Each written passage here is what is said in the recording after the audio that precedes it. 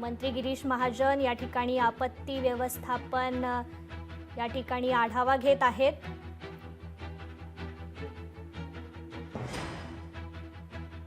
राज्यभरात पावसाने थैमान मांडलेलं आहे आणि याच पार्श्वभूमीवर मंत्री गिरीश महाजन हे आपत्ती व्यवस्थापन विभागात आता आढावा घेत आहेत। खबरदारीच्या दृष्टीने हा आढावा घेतला जातोय। मंत्री गिरीश महाजन या ठिकाणी उपस्थित आहेत।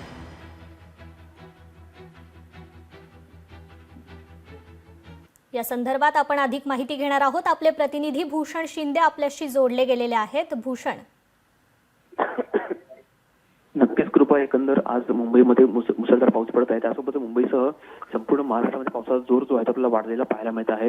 त्यामुळे मंत्रालयातील आपत्ती व्यवस्थापन विभाग जो आहे तिथे स्वतः मंत्री गिरीश महाजन हे आता पोहोचलेले आहेत आणि एकंदर संपूर्ण परिस्थितीचा सध्या ते आढावा घेत आहेत। एकंदर राज्यामध्ये कोणत्याही प्रकारची जर परिस्थिती जर चिघळली तर कोणत्याही प्रकारचं कोणतीही चुकी गोष्ट घडू शकते, एकंदर नियोजन असावं यासाठी संपूर्ण हे सध्या नियंत्रण कक्ष जो आहे आपल्याला कार्यरत असलेला पाहायला मिळत आहे आणि एकंदर सध्या स्वतः मंत्री गिरीश महाजन हे आढावा घेत आहेत। निश्चितच धन्यवाद भूषण दिलेल्या अधिकच्या माहितीबद्दल। तर मंत्री गिरीश महाजन हे आपत्ती व्यवस्थापन कार्यालयात पोहोचलेले आहेत। त्या ठिकाणी तेथील अधिकाऱ्यांना देखील सूचना दिल्या जात आहेत। खबरदारीच्या दृष्टिकोनातून या सूचना दिल्या जात आहेत। राज्यभरात पावसाने थैमान मांडलेला आहे आणि याच पार्श्वभूमीवर मंत्री गिरीश महाजन यांच्याकडून आता आपत्ती व्यवस्थापन विभागात हा महत्त्वाचा आढावा घेतला जातोय। खबरदारीच्या दृष्टीने पुढे कोणती पावले टाकता येतील या ठिकाणचा हा आढावा घेतला जातोय। तेथील अधिकाऱ्यांना देखील सूचना देण्यात येत आहेत।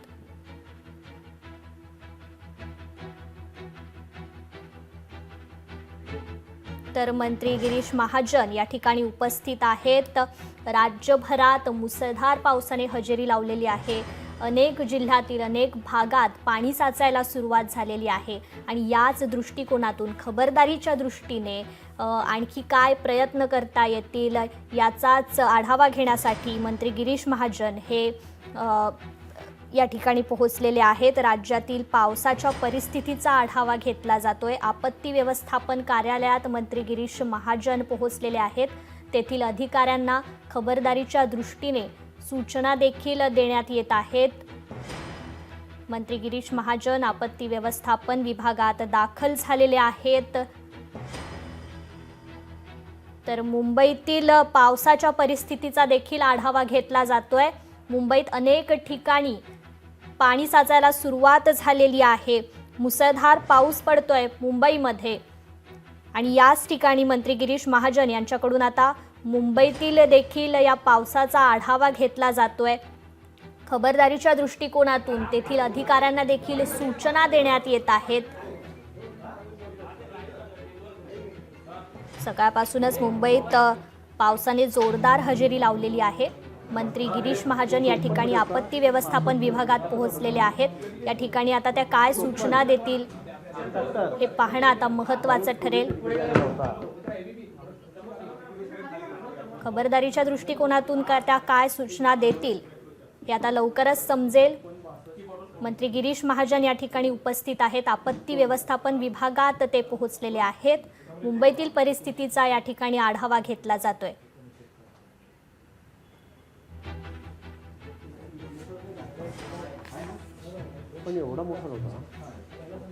मंत्री गिरीश महाजन या ठिकाणी पोहोचलेले आहेत। आपण पाहू शकतो मुंबईतील परिस्थितीचा या ठिकाणी आता आढावा घेतला जातोय। खबरदारीच्या दृष्टिकोनातून कोणती ठोस पावले आता उचलली जातील मंत्री गिरीश महाजन यांच्याकडून हे लवकरच सांगण्यात येईल।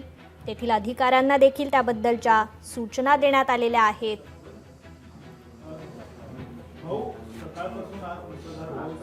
आज देखील असंच पद्धतीने पाऊस गेल्या काही दिवसांपासून मात्र आज देखील मुंबईमध्ये बऱ्याच ठिकाणी पाणी तुंबलेलं पाहायला मिळालं आहे। यावर्षी 15 दिवस आधीच मान्सूनची सुरुवात या ठिकाणी झालेली आहे।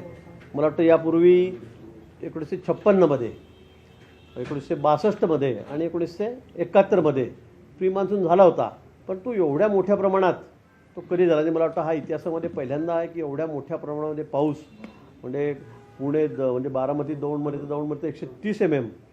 आज आपण बाकी इतर ठिकाणी बघितलं तर मुंबईसारख्या ठिकाणी तर 70-75 mm पाऊस झालेला आहे। पण एवढा पाऊस कधी झालेला नव्हता, एवढ्या मोठ्या प्रमाणामध्ये प्री मान्सून झाला पण एवढ्या मोठ्या प्रमाणात पाऊस हा पहिल्यांदाच इतिहासामध्ये यावर्षी होतो आहे. या संदर्भामध्ये माननीय मुख्यमंत्री महोदयांनी सगळे दल, मग NDRF असेल, SDRF असेल, एअरफोर्स आहे, नेव्ही आहे, कोस्टल गार्ड आहेत, सगळ्यांची बैठक, ती विस्तृत बैठक 21 मे रोजी त्या ठिकाणी घेतली. सर्व अधिकारी त्या ठिकाणी हजर होते, कारण प्री मान्सून येणार असा इशारा आधीच हवामान खात्याने दिलेला होता. त्या संदर्भामध्ये सर्वांना अलर्ट आणण्याच्या सूचना या ठिकाणी दिलेल्या आहेत. पुणे म्हणजे जिल्ह्यात बारामती आणि दौंड इथे थोडे रात्री धावपळ झाली. जवळपास 125 mmच्या वर 30 mmच्या वर पाऊस या ठिकाणी दौंडमध्ये झालेला आहे. बारामतीमध्ये पाऊस मोठा झालेला आहे, त्यामुळे काही लोकांना हलवण्यात आलं. NDRFच्या टीम त्या सर्व ठिकाणी रात्रीच पोहोचलेल्या होत्या. माननीय अजितदादा सुद्धा त्या ठिकाणी पुणे जिल्ह्यामध्येच बारामती दौंडमध्ये लक्ष ठेवून आहेत, तिथेच आहेत आणि सर्वांना अलर्ट देण्यात आलेला आहे.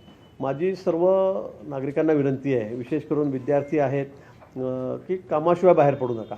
अजूनही 3 दिवस अलर्ट या पावसाचा आहे, त्यामुळे बाहेर कामाशिवाय पडू नका. रेग्युलर काम असतील ते आपले निश्चित करा. आणि सर्वात महत्त्वाचं म्हणजे की समुद्रकिनाऱ्यावर चला, हाय टाईड आहेत ते बघायला चला. कुठेतरी आता सुट्या आहेत मुलांना शाळेच्या, आणि म्हणून चला आपण लोणावळा खंडाला जाऊ, कर्जतला जाऊ, कुठेतरी वॉटरफॉल चांगले आहेत, सगळ्या TV वर दाखवलं जातं आपल्या दूरदर्शनच्या माध्यमातून. मला वाटतं हे टाळा. कुठे त्या आता सध्या कुठे जाऊ नका. कोणत्या वेळेला कुठे पाऊस होईल, कुठे डगपुटी होईल, कुठे जास्त पाऊस होईल आणि या ओढ्या नाल्यांना किंवा धबधब्यांना जास्त पाणी येईल हे सांगता येत नाही.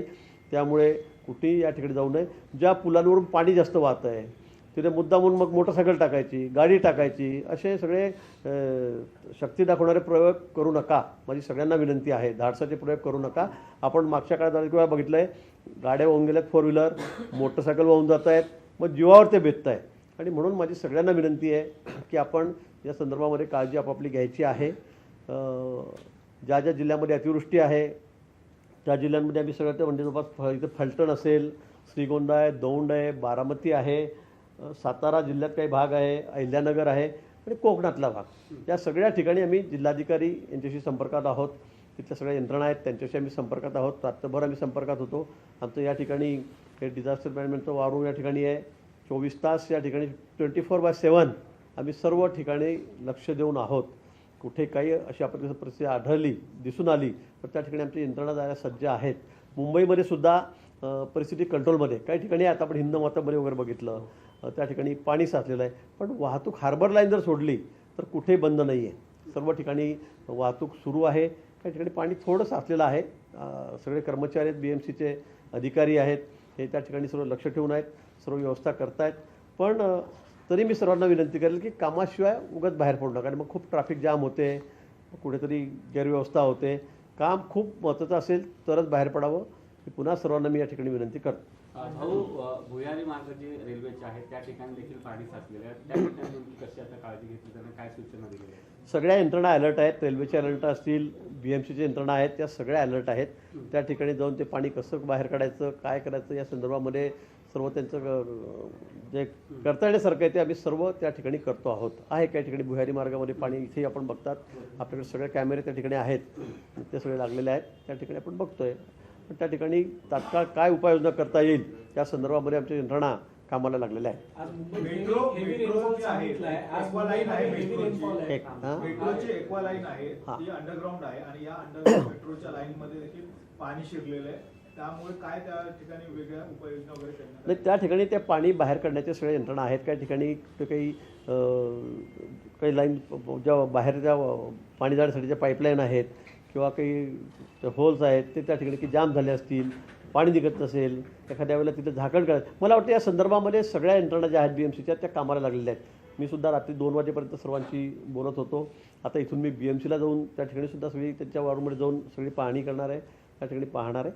पण काही ठिकाणी कारण पावसाचा एवढा अचानक इतका मुसळधार कोसळला की त्यामुळे काही ठिकाणी पाणी साचलं आहे. मग आपण जे म्हणतात मेट्रोसारख्या ठिकाणी असेल, हिंदमाताला असेल, काही झालेलं आहेत. मला वाटतं पण ते लवकरच तिथलं पाणी मोकळं करून त्या सगळ्या लाईन सुरू होतील. पहिलाच पाऊस पडला आणि पहिल्या पावसामध्ये मुंबई खायला मिळाली, पण असंच आता पुढे पाऊस पडेल त्यावर काय लक्ष देण्यात? तर मी सांगितलं की हा प्री मान्सून आहे. एवढ्या पावसाची अपेक्षा कुणालाही नव्हती. आम्ही सध्या तयारीतच होतो की अजून म्हणजे 10-11 जूनला आपल्याकडे पाऊस होतो, पण 15 दिवस आधीच हा पाऊस आला, त्यामुळे थोडी तारांबळ झाली, ही वस्तुस्थिती आहे. पण तरी पण मुंबईमध्ये कुठे ट्रॅफिक थांबलेली आहे, कुठे जाम झालेला आहे, तासनतास आपण बघतो तसं कुठेही आज नाही आहे. ट्रॅफिक थोडी धीम्या गतीने असतील, हळू असेल, पण ती सुरू आहेत. सगळ्या गाड्या चालत आहेत, ट्रेनसुद्धा चालत आहेत. हार्बर लाईन जर सोडली तर बाकी सगळी यातायात ही व्यवस्थित सुरू आहे. कुठेही मोठी अडचण आहे असं नाही. भाऊ, ठाकरे गटाकडून असा आरोप केला जातोय की ज्या निवडणुका झाल्या नाहीत त्यामुळे कंत्राटदारांचं फावलेलं आहे आणि मुंबईवर ही परिस्थिती आलेली आहे. मुंबईतल्या कंत्राटदारांमुळे मुंबईतले रस्ते असतील किंवा इतर गोष्टी असतील त्यांच्यामुळे मुंबईची तुंबई झाली असं म्हणतात. मला वाटतं की आपण बघतात, मी पुन्हा सांगतो की कुठेही ट्रॅफिक थांबलेले नाही आहे. काही ठिकाणी थोडंफार पाणी थांबलं, कारण इतका विक्रमी पाऊस होतो आहे. एवढा पाऊस अचानक एका वेळेला येतो आहे, काही तासात येतो आहे. त्यामुळे हे होणार आहे. ते मला वाटतं तुमच्या ताब्यामध्ये एवढी वर्षी मुंबई होती, मग तुम्ही काय केलं त्यावेळेला? तर काय हाल सोसले लोकांनी, किती पाण्यामध्ये लोकांना जीव गमवावे लागले, गाड्या वाहून गेल्या, हे आपण बघितलेलं आहे. त्यामुळे मला वाटतं या गोष्टीचं राजकारण न करता मुंबईकरांना दिलासा कसा देता येईल, यातून आपल्याला सर्व व्यवस्थित सुरळीत सगळे मार्ग कसे काढता येईल यासाठी आपण प्रयत्न करावेत. नाही तर अजून सुरुवातच झाली नाही, लगेच आपलं राजकारणच सुरू, मला वाटतं हे काही योग्य नाही. आणि म्हणून मला मागचे दाखले काही द्यायचे नाही की आपल्या काळामध्ये आपण काय केलं म्हणून. पण आता जर आपण बघितलं असेल, खूप चांगल्या व्यवस्था आपण या ठिकाणी केलेल्या आहेत. आता यावेळेला पूर्वीसारखी परिस्थिती राहिलेली नाही, म्हणजे मागच्या वर्षी नव्हती, यावर्षी राहणार नाही. आणि सर्व पद्धतीने आम्ही काळजी घेतो. आमच्या सगळ्या यंत्रणा ह्या अलर्ट मोडवर आहेत. 24/7 आमची फोन नंबर त्या ठिकाणी सगळ्या लोकांकडे आहेत, आम्ही ते जाहीर केलेले आहेत. परंतु कुठे काही अशी आपत्तिग्रस्त परिस्थिती असेल तर आपण तात्काळ आमच्याशी संपर्क साधावा. मग BMCची वॉर रूम असेल, राज्य शासनाची वॉर रूम या ठिकाणी आहे, डिझास्टर मॅनेजमेंटची, आपण लगेच त्या ठिकाणी आमची टीम SDRF असेल, NDRF असेल, कर्मचारी असतील आमचे, ते त्या ठिकाणी जाऊन तिथे उपाययोजना करतील. हिंदमाता परिसरामध्ये आम्ही तो कुठेतरी पाणी तिथं साचायचं नाही, आमच्याकडनं तशा प्रकारचे प्रयत्न केले होते, पंप लावले होते, मात्र आता पुन्हा एकदा पाणी साचतंय, हे कुठेतरी अपयश आहे. यश अपयशाचा हा विषय नाही, ही नैसर्गिक आपत्ती आहे. मला असं वाटतं की आता प्रत्येक वेळेला आम्ही हे तुम्ही ते आम्हाला मागच्या 10 गोष्टी सांगता येतील बाकी ठिकाणच्या, मला वाटतं ते न करता हे अचानक उद्भवलेलं सगळं असं मी म्हणेल. कारण 15-16 दिवस आधी सगळा मान्सून आलेला आहे. निश्चित आहे, हिंदमातावर मी सांगितलं की त्या ठिकाणी पाणी थोडं साचलेलं आहे, ते करतात माणसं क्लिअर, ते होईल. पण त्यामुळे आमच्या वेळेला काय झालं, तुमच्या वेळेला काय झालं, हे असं नुसतं नळावरच्या भांडणासारखं भांडण तुम्ही करू नका. मला वाटतं आपल्याला सर्व मिळून या ठिकाणी काम करायचं आहे. मुंबईतली यातायात ही सुरळीत कशी होईल, राज्यभरामध्ये कुठेही कुठं संकट जास्त मोठं उडवणार नाही, सगळी वाहतूक व्यवस्थित सुरळीत राहील, कुठे जीवितहानी होणार नाही, यासाठी आपण सगळे मिळून प्रयत्न करू. लोकशाही मराठी ऐका, पहा, जागरूक रहा.